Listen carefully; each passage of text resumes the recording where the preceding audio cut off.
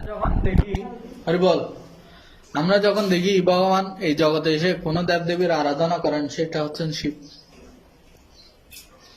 এখন প্রশ্ন হচ্ছে যে যিনি ভগবান তিনি কেন অন্য দেব দেবতার আরাধনা করবেন, এই প্রশ্নটা আসে না? অনেকে এটা নিয়ে আমাদেরকে কি করে, প্রশ্ন করে। হে ভগবান রামচন্দ্র তো শিবের সেবা করছে, এই করছে সেই করছে। হ্যাঁ, তো প্রশ্ন হচ্ছে যে কেন করে। আমি এটার অনেক অনেক ভাবে মানে এটা করছি, যে চিন্তা ভাবনা করছি আসলে কেন করে। তো এটা দেখেন আমার খুব একটা যোগ্যতা নাই, কিন্তু আমার বাবা দেখি যে যেখানে যায় সেখানে খালি আমার ছেলে, হ্যাঁ হ্যাঁ আমার ছেলে। এটা যারা আমার বাবাকে দেখছে তারা জানে আমার ছেলে আমার ছেলে। হ্যাঁ, এমন কোন জায়গা না, ওনার অফিস থেকে শুরু করে উনি যেখানে যেখানে যায় না উনি ওনার ছেলে প্রশংসা করে। তোমার নামে তো রাবণ রে মারছে। শুনেন না, আমি দুর্গা আরাধনা করি। শেষ করি। এটা অরিজিনাল রামায়ণ নাই, এটা কীর্তিবাসী রামায়ণ আছে, বাঙালি রামায়ণ। কেমন এটা কীর্তিবাসী রামায়ণ আছে। রামায়ণ অনেক প্রকার, কয়টা রামায়ণের নাম শুনছেন? আমরা অনেকে তুলসী রামায়ণ একটা আছে, বাল্মীকি রামায়ণ একটা আছে, কীর্তিবাসী রামায়ণ একটা আছে, আবার সাউথ ইন্ডিয়ান নিতে কিছু রামায়ণ আছে। অরিজিনাল রামায়ণ এটা নাই। এখন করলে করছে, না করলেও নাই, সমস্যা নেই। তা আমি বলতেছি কেন করতেছে, আগে সেটা শুনেন তারপর বলবেন যে কেন কেন করতেছে। তো আমি এটা কেন বোঝাতে চাইলাম আপনাদেরকে, আমার বাবা আমার এত প্রশংসা করে। বাবারা খুব খুশি হয় যখন তার সন্তান প্রশংসিত হয়। ঠিক আমাদের সকলের পিতা হচ্ছেন কে? এবং শিবজি হচ্ছেন বৈষ্ণবানাম যথাসম্ভব, তিনি হচ্ছেন শ্রেষ্ঠদের মধ্যে শ্রেষ্ঠ। উনি শুধু বৈষ্ণবদের মধ্যে শ্রেষ্ঠ, উনি দেবতাদের মধ্যে সর্বশ্রেষ্ঠ, দেবাদিদেব। হ্যাঁ, উনি সবার মধ্যে শ্রেষ্ঠ, সমস্ত সৃষ্টির মধ্যে উনি শ্রেষ্ঠ। তাই যখন ভগবান কাউকে মডেল করছেন, যখন ভগবান দেখাচ্ছেন যে কিভাবে আরাধনা করতে হবে, কিভাবে সেবা করতে হবে, তখন ভগবান তার শ্রেষ্ঠ ব্যক্তিটাকে কি করেছেন, আমাদের সবার সামনে উপস্থাপন করেছেন। আমার কথা বোঝা যাচ্ছে? তাই ভগবান কাকে আরাধনা করছেন? শিবজিকে আরাধনা করছেন। ভগবানের অন্য কোনো কাজ নেই। ভগবান এটা বলে, ভগবান গীতাই বলবে আমার দ্বিতীয় কোনো কাজ নেই, আমার কাজ হচ্ছে শুধু ভক্তদের কি করা, প্রশংসা করা। কেননা ভক্তদেরও কোনো কাজ নেই শুধু আমাকে প্রশংসা করা ছাড়া, আমার প্রশংসা করা ছাড়া। ঠিক কিনা? হ্যাঁ, ভক্ত সুদামাকে যখন বলল রাজা তুমি আমার প্রশংসা করো, আমি মুখে শুধু কৃষ্ণ প্রশংসা করি আর কারো প্রশংসা করি না। ঠিক কিনা? এটাই হচ্ছে নিয়ম। ভক্ত শুধু অলওয়েজ ভগবানের প্রশংসা করবে। মত চিত্ত মদ্যত প্রাণা বোধয়ন্ত পরস্পরম কথয়ন্তশ্চ মাম নিত্যম তুষ্যন্তি চ রমন্তি চ, গীতায় বলবে ভগবান। আপনারা যখন এভাবে আসেন তখন ঘরের কথা বাইরের কথা বলিয়েন না। যদি আপনারা ঘরের কথা বাইরের কথা বলেন তাহলে বোঝা যাবে আপনারা ভক্ত না। যদি আপনারা এখানে মত চিত্ত মতগত প্রাণা, যারা আমার ভক্ত তাদের প্রাণটা আমাকে দিয়ে দিয়েছে, তাদের চিত্ত আমাকে দিয়ে দিয়েছে, তাদের চিনার উপায়টা কি? মত চিত্ত মতগত প্রাণা বোধয়ন্ত পরস্পরম, তারা তাদের মধ্যে বোধ চিন্তা ভাবনা করে, কি কৃষ্ণের চিন্তা ভাবনা করে। বোধ কথায়ন্ত, কথা বলে, শুধুমাত্র কৃষ্ণ কথা বলবে। কথায়ন্ত মাম নিত্যম তুষ্যন্তি চ রমন্তি, এবং এটার মাধ্যমে আমরা তাদের আনন্দ খুঁজে পাই, জন্ম জন্মান্তরের আনন্দ। বোঝা গেল? তো শিবজি মহান। শিবজি এই জগতে সবকিছু। যেহেতু কালকে শিবরাত্রি, আমি 2-3 মিনিট একটু শিবজির প্রশংসা করছি, গুণকীর্তন। তো শ্রবণ করুন কেন তিনি আমাদের সবার আরাধ্য।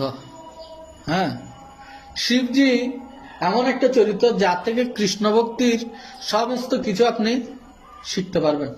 কেমন? শিবজির আরেকটা নাম হচ্ছে যে, শিবজির কয়টা মাথা বলেন তো? শিবজির কয়টা মাথা? কয় মাথা? মাতাজি শিবের কয় মাথা? কয় মাথা? একটাই। শিবের আরেক নাম হচ্ছে পঞ্চানন, যার 5 মাথা। ঠিক আছে, এই জন্য ওনাকে বলা হয় কি পঞ্চানন। কেন? উনি পাঁচটা মাথা ধারণ করেন।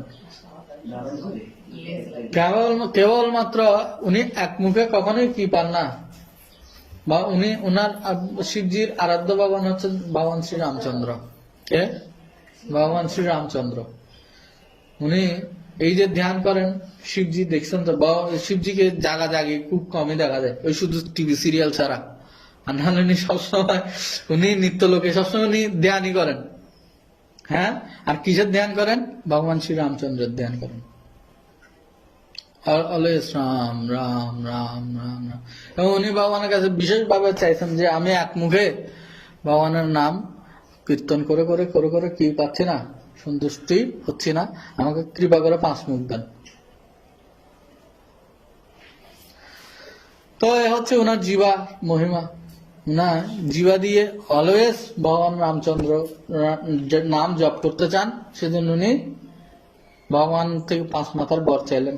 ওকে, এই জগতে, এই জগৎ, এই সৃষ্টি পুরোটা 3 গুণে, 3টা দড়ি দিয়ে আবদ্ধ। কি কি?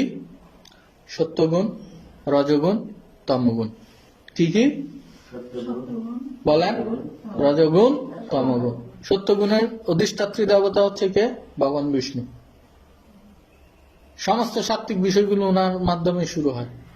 রজগুণ, যাদের রাগ বেশি, তাদের সৃষ্টিটা, তাদের দায়িত্ব ভার কে গ্রহণ করে যায়? ব্রহ্মাজি। কিন্তু তামসিক, যাদেরকে কেউ গ্রহণ করছে না, ভূত প্রেত, হ্যাঁ, শিবজির আরেক নাম হচ্ছে পশুপতি, পশুদেরকে সহজে কেউ গ্রহণ করতে চায় না, কিন্তু একমাত্র কে গ্রহণ করেছেন? ভগবান শিব। উনি এত মহিমান্বিত। উনি বলছেন, হে ভগবান, সমস্ত ভালো কিছু আপনি গ্রহণ করুন, যাদেরকে কেউ গ্রহণ করছে না ওদেরকে আমি নিয়ে নিচ্ছি, নো টেনশন। তাহলে ওইটাও তো যেমন একটা একটা দেশের মধ্যে একটা প্রধানমন্ত্রী বা একটা রাজার ভালো মানুষগুলো যেমন, ভালো মানুষের চিন্তাও যেমন তিনি করেন, খারাপ মানুষের চিন্তাও কাউকে করতে হবে না। খারাপ মানুষের জন্য তিনি একটা আলাদা কি সাইট রাখেন না? যেমন আমাদের গৃহমন্ত্রী, গৃহমন্ত্রীর মানে যে যারা এই প্রশাসনগুলো, যারা এই বিডিআর, আর্মি, পুলিশ এদের দেখাশোনা করে, এদেরকে বলা হয় গৃহমন্ত্রী। কেমন? এটার দায়িত্ব কাকে দিয়েছে? একজনকে দিয়েছে না? ঠিক সেরকম ভালো কিছু দায়িত্বগুলো সবগুলো বলতে হয় ভগবান সব আপনার, খারাপগুলো টেনশন নাই আপনার, টেনশন নাই, ওগুলো আমার, ওগুলো আমার।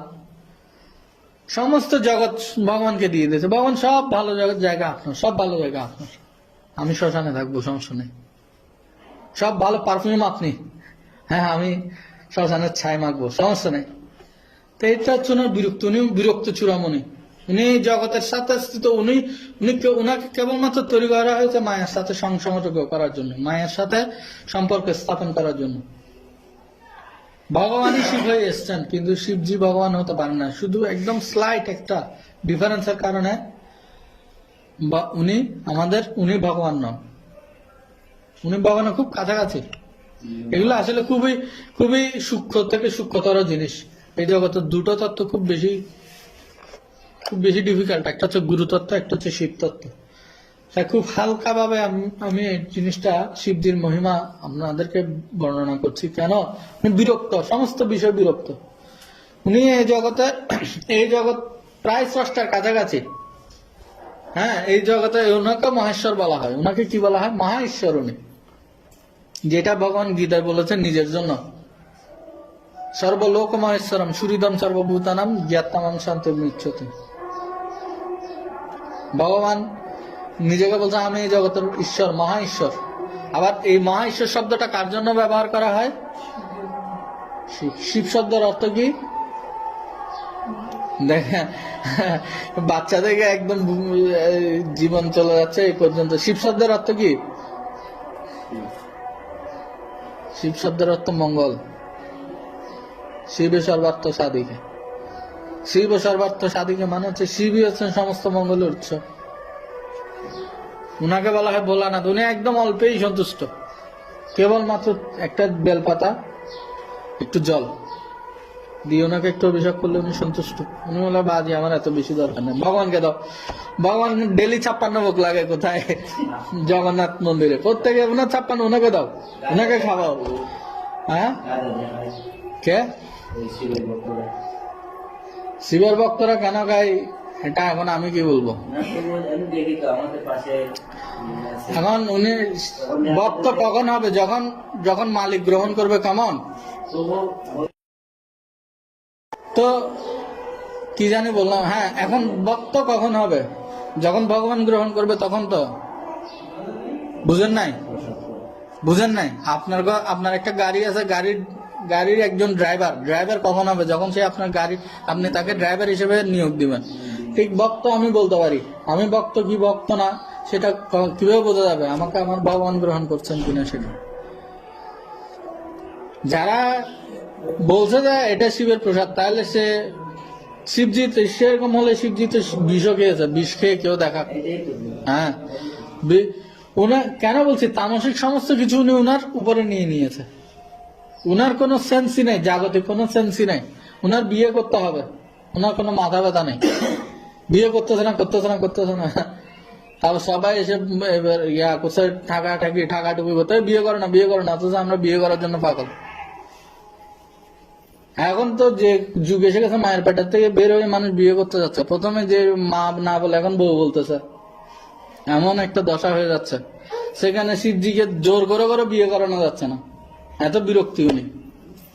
আবার যা কোনো মতে বিয়ে করলো, বিয়ে করে বলতেছে, পার্বতী দেবী বলতেছে তুমি কেমন মানুষ, তোমার ভক্তরা কত পয়সা আলা, তুমি আমাকে রাখছো কোথায় শ্মশানে, আর এত ঠান্ডার মধ্যে তুমি তাকে উলঙ্গ।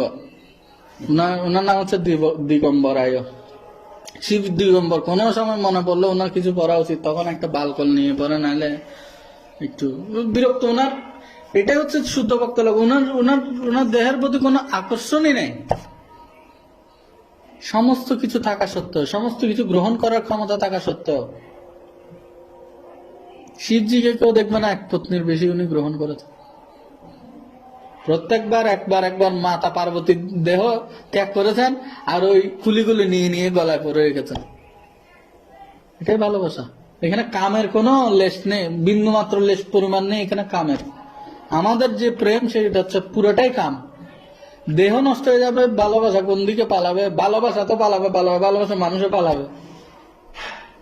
এটা হচ্ছে এগুলো কাম। প্রেমের বিষয়টা অদ্ভুত। প্রেমের বিষয় হচ্ছে যে এমন ভাবে আমি তার সাথে যুক্ত হয়ে গেছি, সে যেভাবে হবে হোক। এজন্য মহাপ্রভুর শিক্ষাষ্টমের লাস্ট একটা শ্লোক আছে, আসলিস বা পাদর্শন পিনুষ্ট মামা দর্শন মর্মাহত করতু বা যথাযথা বিদ্যাত বা লম্পট মাত্র সাহেব না হব।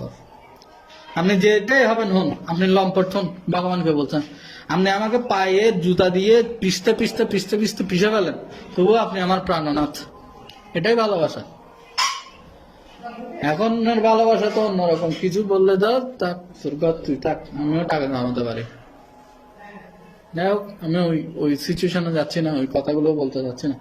তো মহাদেব শিব শম্ভু উনি হচ্ছেন আমাদের আরাধ্য। কেন আরাধ্য? উনি যে পরিস্থিতিতে, যেই নিয়মে উনি ভগবানকে ভালোবেসেছেন, সেই নিয়মে আমরা যদি ভগবানকে ভালোবাসতে পারি, তাহলে আমাদের জীবন সার্থক। সমস্ত ভালো কিছু উনি ভগবানের জন্য রেখে দিয়েছেন। কোনো ভালো কিছু উনি কখনো গ্রহণ করেননি।